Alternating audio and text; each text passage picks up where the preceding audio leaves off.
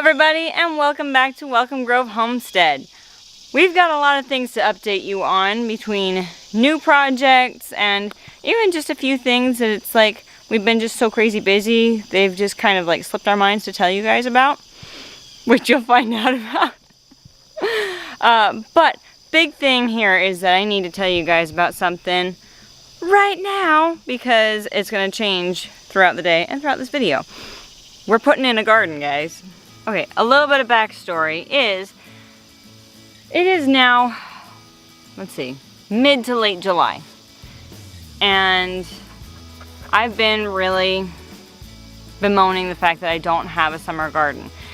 Fortunately, we have been very blessed by our neighbors across the street who have a very large garden, and they actually don't eat a lot of what's in it. They mostly grow it to share it. And so they have offered for us to come and get produce whenever we would like, which is a huge blessing because it has saved us some money on grocery bills with having so many people in the house now. We're feeding 7 people.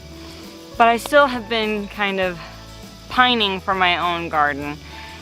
And my mom and I were sitting down and we were planning out the fall garden because it's actually time for us to start our fall starts, which now I've got to scramble and get those going. But we actually have like barely enough time that we could squeak out some summer harvest. So we lickety-split are slapping a garden together.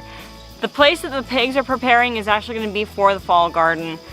They've actually almost finished the place that they're set up now, and we need to shift our fencing to get them working on the next segment of the garden space. But we needed a space that's ready to go right now. So we've mowed this rectangular strip here, and I'll show it to you a little bit better. But our neighbor Randy has a disc mower and he's got a tiller, and he said that he could till up the garden for us so that we can get these things in, get them planted in the next day or two, and try and get something for our summer harvest. All right, here is the proposed garden space that we have mowed down. It's gonna get tilled today. This is 30 feet wide by 130 feet long. I am crazy excited to have such a huge space. Never had that before. I'm also very intimidated by having such a big space. As you can see, it's gonna be weedy, it's gonna be grassy, it's gonna be tilled, sure, but you know that nature is going to want to take it over again. So we're gonna have to be really vigilant on keeping the weeds down. But I'm really, really excited.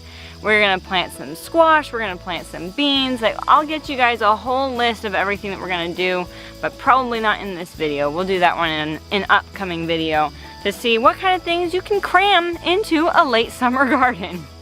Now I do understand that it may fail. If we end up getting an earlier frost than anticipated, we may not get very much, but we are planting enough things that we should get something, which is better than getting nothing. So I would much rather try and fail than not try and definitely fail. But there are some things that I want to update you guys on and also clarify. But first I want to take you guys to see the pig area and show you just how much progress they've really made and why it's time to move them. Hello, turkeys. Caleb's turkeys are growing like crazy. They're on the way to the pigs. Now, in here we've got 3 toms and 1 hen.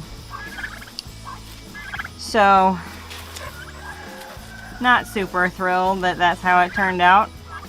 We were really hoping that the Narragansetts would be a male and a female, but it turns out they're both males. So we'll have to make a management decision here coming up on if we're going to keep both males or if we're going to eat a male or sell a male.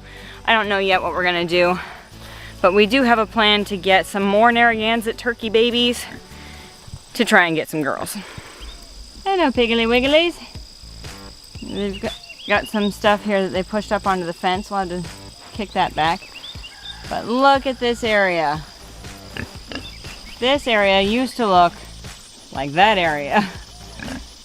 I'm just totally amazed. And look at how deep they're getting it. I mean, I don't know how easily this shows on the camera, but I mean, this is probably a good 8 to 12 inches deep that they have tilled up, loosened up. And there's quite a few holes and stuff. They've been digging out all the roots. It looks fantastic. I'm so excited. There is some grass still in the back. So we've been actually feeding them further back now so that they'll start really digging that up. But this front section here, we're gonna need to probably run a tiller over it just to kind of even it out. But they have cleared out so much of the weeds and the grasses. I'm really pleased with their progress. But we're trying to figure out, we're planning on having the garden go this way, but we don't want to block those containers while they're still there. So we'll figure out exactly what our new orientation is going to be for the fencing. But good work, girls. Now just to keep straight who's who, they're all covered in mud, so it's hard to see. But this one's Begonia, that one's Sausage, and that one's Loin. Good girls. Look at that, she's up to her eyeballs. That's fantastic. Now while I am up here, there is one thing that I need to clarify regarding the goats. I mentioned in my last video that I'm not planning on keeping the doelings that I got from Jess, and there seemed to be a little bit of confusion. People thought that I was not keeping any of Jess's goats, or that I wasn't keeping the does. No, I'm just getting rid of the doelings that have horns, and I'll show you those. So these are the ladies I'm keeping. This is Maggie. She has no horns.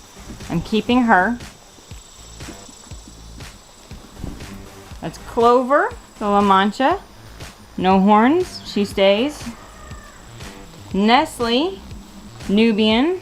She has horn skurs, not horns. These are not a problem. They don't get on anything. They don't get hooked. So she gets to stay. And this is Mayhem, the other Nubian, who also has a little horn skur, but she gets to stay.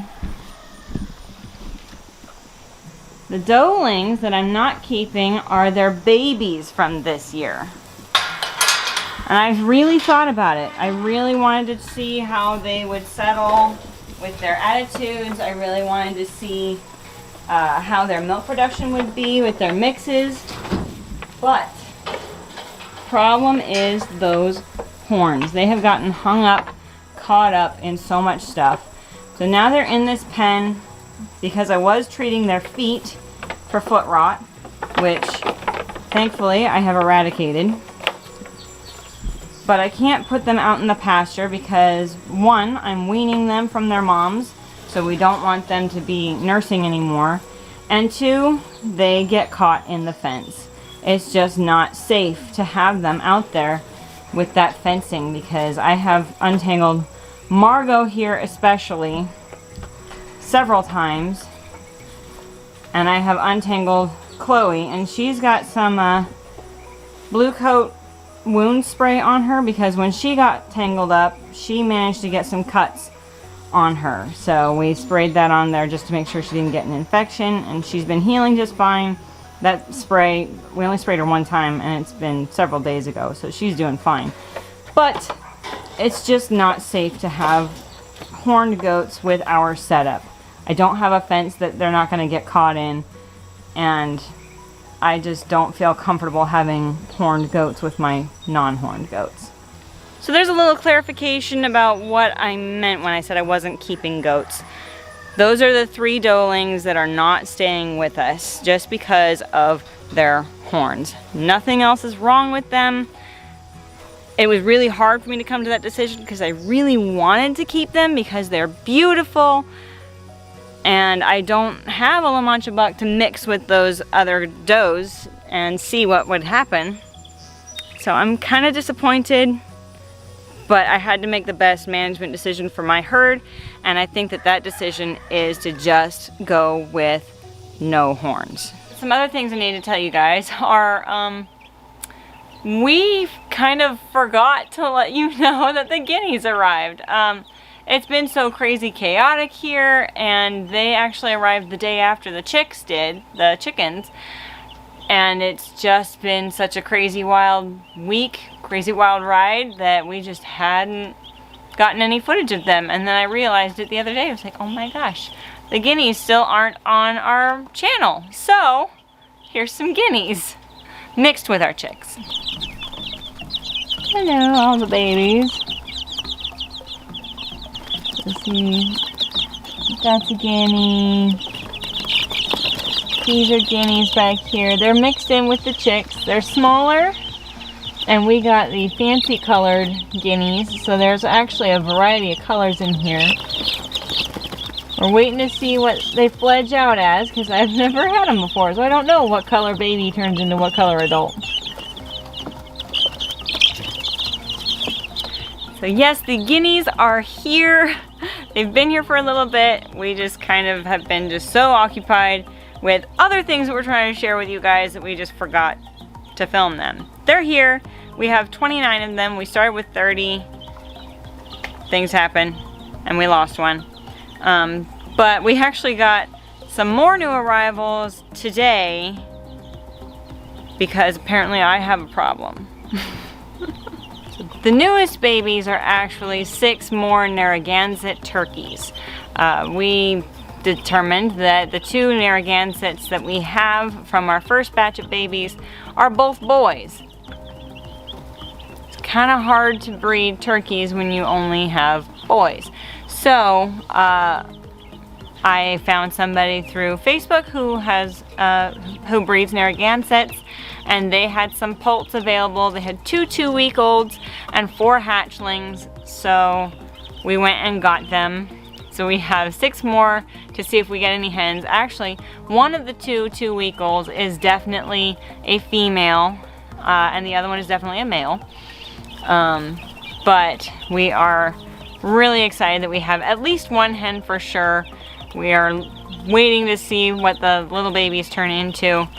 They are in a very temporary holding place because, as you may have seen with the chicks and guineas, they could use a bigger brooder. As they're growing, they're gonna outgrow this space pretty soon, so I need to get another one built, and then I can move the 6 turkeys into this brooder. So they are currently in the tote behind me, which is totally fine as a temporary solution, but as they grow, it is not gonna be big enough. Okay, so here's the babies. Hello. So we got 1 2-week-old there with the little babies. And that one's the male, I believe. No, that one's the female. Male is over there. Now the way that we can tell, I'm not wanting to get this lid off because the light is attached to it, but you can see on the male, you can see that little bump on his face. That is called his snood. And when he gets to be a big mature boy, that's going to be hanging down from his face. While the female has almost nothing there. She's got like no snood.